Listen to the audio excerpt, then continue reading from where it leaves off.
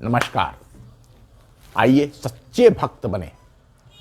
अंतःकरण को निर्मल और निश्चल बनाए बिना हमारी गणना उन भक्तों में भी नहीं हो सकती जो प्रभु के मिलन का लाभ उठा सकने के अधिकारी होते हैं। साथ ही ईश्वर की इच्छा अनुसार अपने को ढाल लेने का साहस उड़ाना पड़ता है।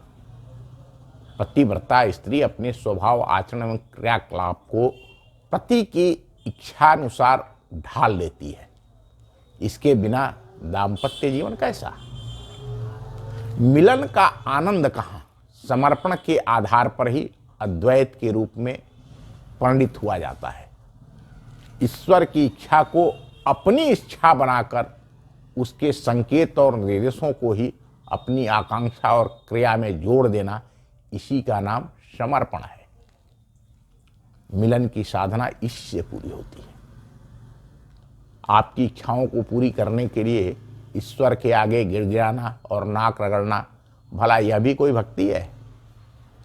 लोभ और मोह की पूर्ति के लिए दांत निपोड़ना, भला यह भी कोई प्रार्थना है? इस प्रकार की भक्ति को वेश्यावृत्ति ही कहा जा सकता है। भौतिक स्वार्थ के लिए किए गए क्रियाकलापों को ईश्वर के दरबार में भक्ति के संज्ञा में नहीं गिना जा सकता।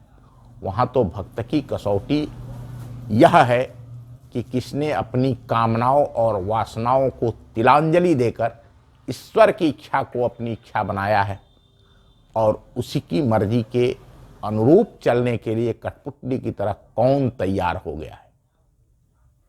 जो इस कसौटी पर खरा उतरता है वही भक्त है। भक्त भगवान को अपनी मर्जी पर चलाने के लिए विवश नहीं करता, वरन उसकी इच्छा से अपनी इच्छा मिलाकर अपनी विचार प्रणाली एवं कार्य पद्धति का पुनर्निर्माण करता है। तब उसके सामने इस विश्व को अधिक सुंदर, अधिक समुन्नत और अधिक श्रेष्ठ बनाने की एकमात्र इच्छा शेष रह जाती है। अपने आप को काया की तथा परिवार की तुलना में आबद्ध नहीं करता, वरन सब में अपनी आत्मा को और अपनी आत्मा को सब की परिधि समाया हुआ समझ करके लोक मंगल के लिए जीता है। वह वसुधैव कुटुंबकम के अनुरूप अपने पन की परिधि अति व्यापक बना लेता है। तब उसे अपनी काया ईश्वर के देव मंदिर जैसी दिखती है और अपनी संपदा ईश्वर की पवित्र अमानत जैसी, जिसका उपयोग ईश्वरीय प्रयोजन के लिए किया जाता है। इन मान्यताओं को अंतःकरण में गहन श्रद्धा की तरह प्रतिष्ठापित कर लेने वाला व्यक्ति ही भक्त है। उसे ईश्वर दर्शन के रूप में किसी अवतार या किसी देवता की काल्पनिक छवि को आंख से दिख पड़ने की बाल बुद्धि नहीं उठती है। वह उसे दिवा स्वप्न मानता है और निरर्थक समझता है। उसका ईश्वर दर्शन अधिक वास्तविक और बुद्धिसंगत होता है।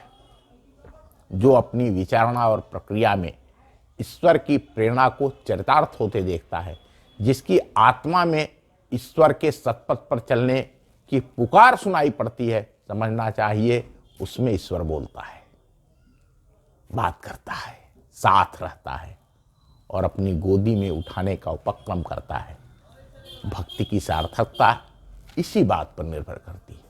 पूजा पाठ करना, घंटी बजाना, जप करना, ये भक्ति नहीं है। भक्ति तो केवल एक भक्ति है कि संपूर्ण संसार को वसुधैव कुटुंबकम की बात मानकर सबको आत्मस्वरूप देख करके और जीवन व्यतीत करना, इस ब्रह्मांड की शक्तियों के साथ अपने को जोड़कर चलना, यह भक्त का काम है। धन्यवाद, नमस्कार। फिर मिलेंगे। आपको अगर हमारी बात अच्छी लगे तो कृपया इस वीडियो को अधिक से अधिक साझा करिए, इस चैनल को सब्सक्राइब करिए और वीडियो को पसंद करिए। धन्यवाद, नमस्कार।